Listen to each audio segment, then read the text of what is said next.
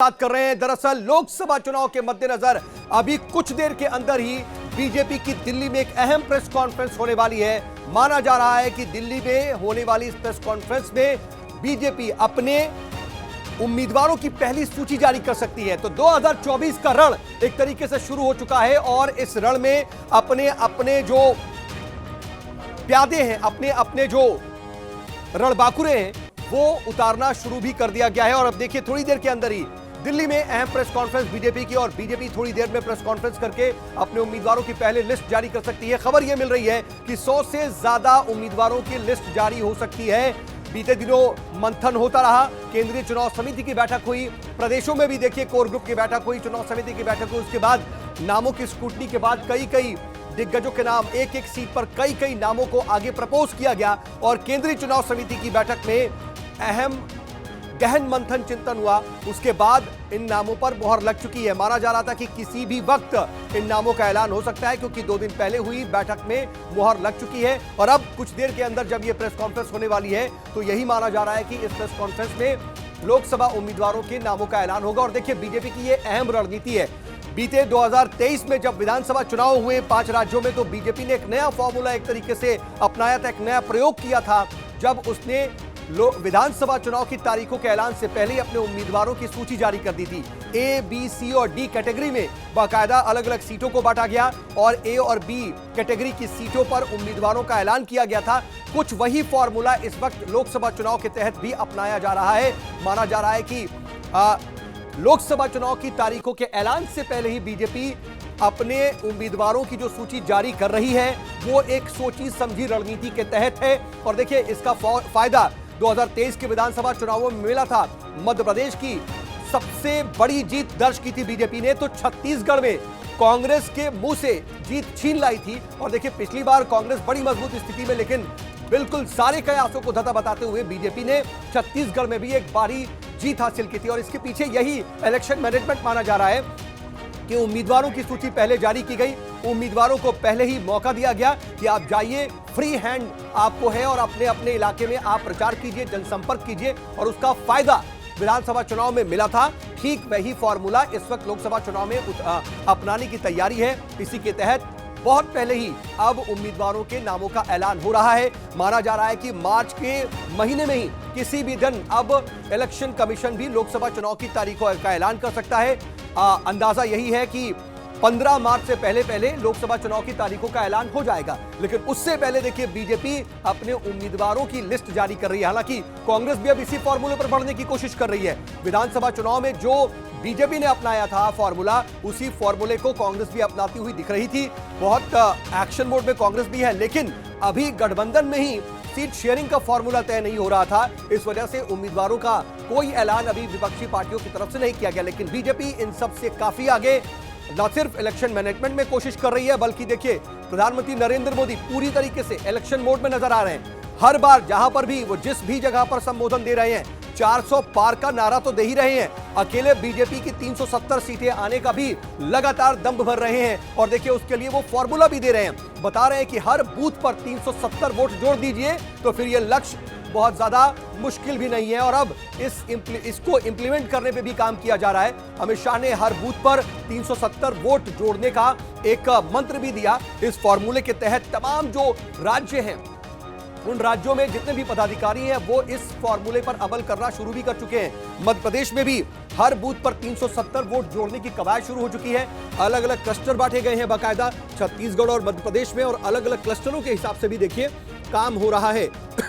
खास बात यह है कि 370 वोट अगर हर एक बूथ पर जोड़ने में कामयाब होती है बीजेपी, तो उसको काफी फायदा मिलेगा। और खास बात यह है कि जिन जिन बूथों पर विधानसभा चुनाव में वो कमजोर रही, जिन जिन बूथों पर उसे कम वोट मिले, या फिर जिन सीटों पर उसे विधानसभा चुनाव में हार का सामना करना पड़ा, उन सीटों पर ज्यादा मेहनत की जा रही है।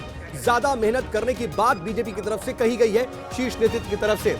तो ये बड़ी खबर आपको बता रहे हैं, अपने आप में ये बहुत अहम जानकारी और एक बहुत बड़ा अपडेट, क्योंकि लोकसभा चुनाव की तारीखों का ऐलान इलेक्शन कमीशन कर सकती है। लेकिन उससे पहले देखिए बीजेपी अपने उम्मीदवारों की सूची जारी कर रही है। इसका कितना फायदा मिलेगा ये लोकसभा चुनाव के नतीजों के बाद साफ होगा। लेकिन माना जा रहा है कि इलेक्शन मैनेजमेंट की जो एक अहम रणनीति है उसके तहत यह फॉर्मूला अपनाया जा रहा है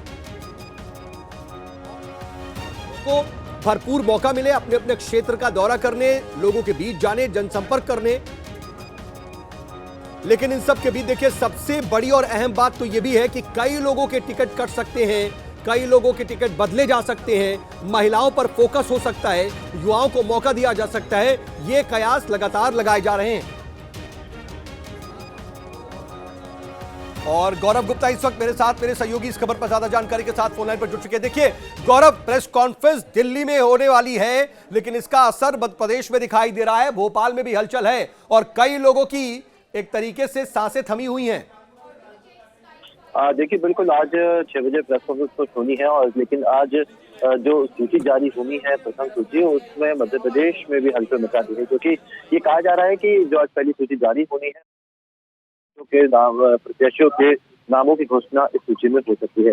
सूत्रों के हवाले से ये जानकारी भी मिल रही है कि मध्य प्रदेश के पूर्व मुख्यमंत्री शिवराज सिंह चौहान का भी नाम इस पहली सूची में हो सकता है। अब शिवराज सिंह चौहान भोपाल से चुनाव लड़ते हैं या मध्य प्रदेश के विदिशा से चुनाव लड़ते हैं, इसको लेकर हालांकि अभी भी असमंजस बना हुआ है, लेकिन ये कहा जा रहा है कि पहली सूची में उनका नाम लगभग तय है। भाई अगर हम देखें तो ये कहा जा रहा है कि 8 से 10 ऐसी सीटें हैं जो जिस पर बीजेपी सबसे ज्यादा फोकस रहने वाली है, और जिस पर सबसे ज्यादा बीजेपी को ये डर है कि वहां पर सीटें संकट में आ सकती है। तो उन सीटों को लेकर आज पहली सूची में जो उम्मीदवार है उनकी घोषणा की जा सकती है, क्योंकि देखिए आचार संहिता भी लगी नहीं है, 2 महीने के अंदर लोकसभा चुनाव है। ऐसे में पहली सूची आज जारी करने का जो मकसद है वो यही कि जो कमजोर सीटें बीजेपी की हैं उन पर प्रत्याशियों को एक निश्चित समय मिल सके कि वो वहां पर अपनी तैयारियां कर सकें और अच्छे से अच्छे मार्जिन के साथ इन सीटों पर जीत दर्ज कर सके। क्योंकि देखिए एक तरफ जहां मध्य प्रदेश की बात करें तो 29 की 29 लोकसभा सीटों को जीतने का इस बार बीजेपी ने टारगेट बनाया हुआ है, तो साथ ही साथ 78% वोट भी बीजेपी को मिले, ये लक्ष्य भी बीजेपी ने बनाया है। ऐसे में प्रत्याशियों को उचित समय देना भी बीजेपी की एक रणनीति का बेहद जरूरी हिस्सा माना जा रहा है।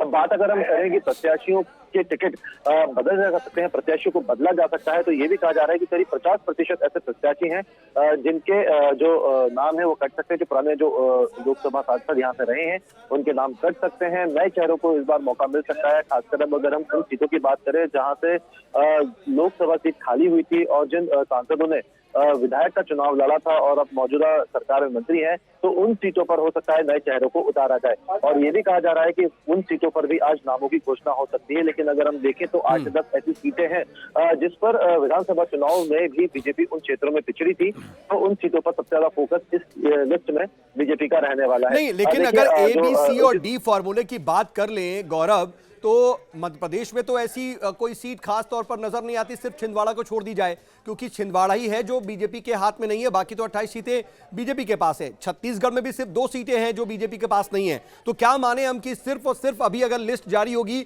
तो मध्य प्रदेश की 1 और छत्तीसगढ़ की 2 सीटों पर ही नाम का ऐलान होगा, या फिर और सीटों के भी उम्मीदवारों का ऐलान हो सकता है?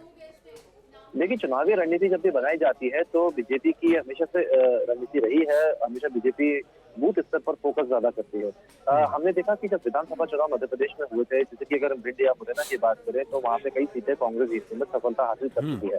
इसके अलावा और भी ऐसी सीटें हैं जहाँ पे बीजेपी का वोट प्रतिशत पिछले चुनाव के मुकाबले घटा था।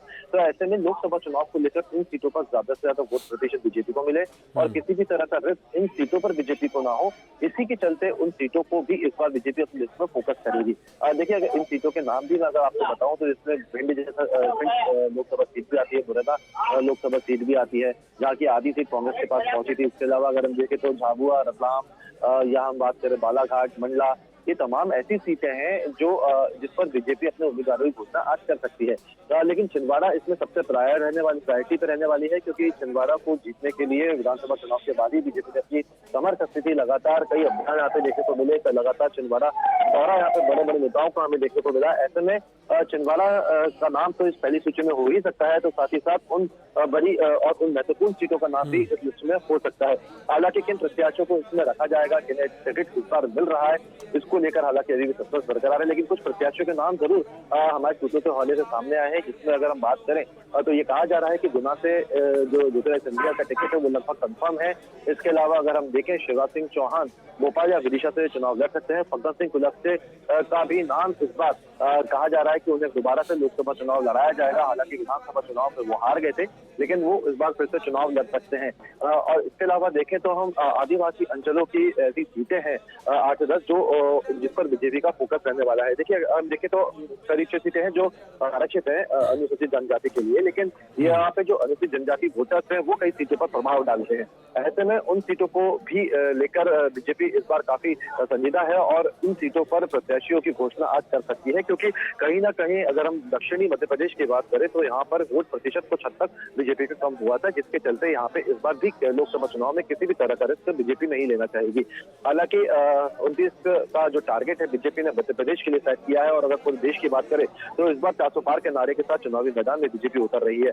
ऐसे में किसी भी तरह का रिस्क नहीं लेकिन गौरव मुझे एक और जानकारी दीजिए। कहा जा रहा है कि कई दिग्गजों के नाम जो है वो सामने रखे गए और एक सीट पर कई दिग्गज थे, वो तो हमने लगातार दर्शकों को बताया भी, लेकिन दिग्गजों के नाम तो फाइनल हो गए, क्या उनकी सीट भी फाइनल है?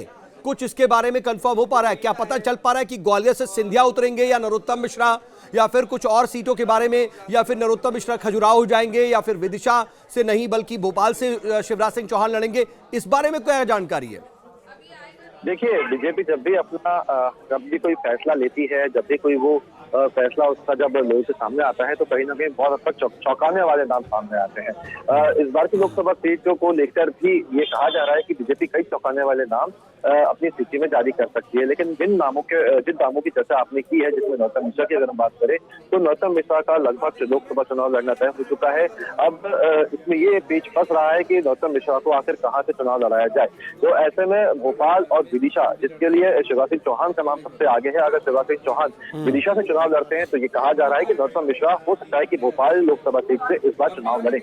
इसके अलावा अगर हम देखें तो विदिशा का ये साफ तौर पर कहा जा रहा है कि इस बार उन्हें फिर से खजुराहो लोकसभा सीट से दोबारा चुनाव लड़ाया जा सकता है। वही अगर हम देखें, अच्छा ठीक है, आप इस बात को कंटिन्यू कीजिए पहले। जी देखिए इसके अलावा मैं अगर बात करूं तो सबसे इंपॉर्टेंट और सबसे महत्वपूर्ण नाम ज्योतिरादित्य सिंधिया का चल रहा है, और क्योंकि ज्योतिरादित्य सिंधिया के नाम को लेकर ये पहले थी कि वो ग्वालियर से चुनाव लड़ेंगे या गुना से। तो सूत्रों के हवाले से जो हमारे पास खबर आई है, ये कहा जा रहा है कि लगभग गुना से ज्योतिरादित्य सिंधिया का चुनाव लड़ना तय हो चुका है और वो इस बार गुना से लोकसभा चुनाव लड़ सकते हैं। ऐसे में साफ है कि जो दूसरी अन्य सीटें हैं, जो सीटें इस बार के विधानसभा चुनाव में खाली हुई थी, लोकसभा सीटें जो प्रत्याशी लड़े थे, जो सांसद लड़े थे विधानसभा चुनाव, उन सीटों पर नए चेहरे इस बार हमें देखने को मिलेंगे। ठीक है गौरव, ठीक है, मैं आता हूं आपके पास, लेकिन जरा देखिए दर्शकों को बता दें कि काफी अहम है आज का दिन। अभी 6 बजे टाइम रखा गया था, जेपी नड्डा प्रेस कॉन्फ्रेंस को संबोधित करने वाले हैं, लेकिन अभी 6:11 हो रहा है। वहां पर अंतिम रूप एक तरीके से प्रेस कॉन्फ्रेंस को दिया जा रहा है और वहां पर तैयारियां पूरी हैं, वहां पर लोग मौजूद हैं, मीडिया का जमावड़ा है, बस इंतजार हो रहा है कि प्रेस कॉन्फ्रेंस शुरू कब होती है। 11 मिनट का वक्त हो गया, क्योंकि तकरीबन 6 बजे जो टाइमिंग थी, 6 बजे से 11 मिनट ऊपर हो चुके हैं। किसी भी वक्त प्रेस कॉन्फ्रेंस शुरू हो सकती है। खास बात यह है कि माना जा रहा है कि 100 से ज्यादा उम्मीदवारों की सूची जारी होगी। अब यह देखना होगा कि किसी खास प्रदेश के कुछ खास सीटों पर ही फोकस किया जाता है, या फिर ए, बी, सी और डी जो फॉर्मूला विधानसभा चुनाव में अपना करके उनके उम्मीदवारों की सूची जारी की गई, वैसे ही उन उम्मीदवारों की सूची जारी की जाएगी और वो अलग अलग प्रदेश से आ सकते हैं। जहां जहां पिछले चुनाव में बीजेपी को जीत नहीं मिली या कमजोर रही, वहां पर यह देखने वाली बात होगी।